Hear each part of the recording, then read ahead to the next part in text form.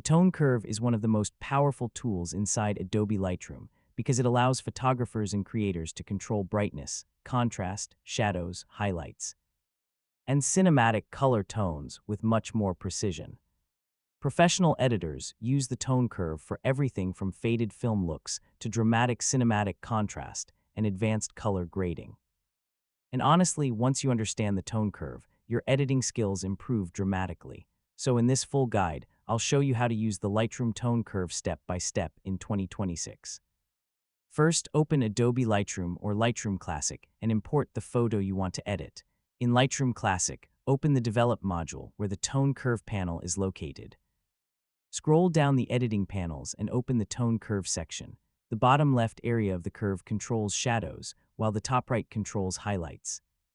And honestly, the tone curve becomes easier with practice and experimentation. Small subtle curve adjustments usually create the most professional-looking results. And that's your full guide on how to use the Lightroom tone curve in 2026. Hopefully now you have a clearer understanding of how to create cinematic contrast, film-style fades, and professional color grading using Adobe Lightroom.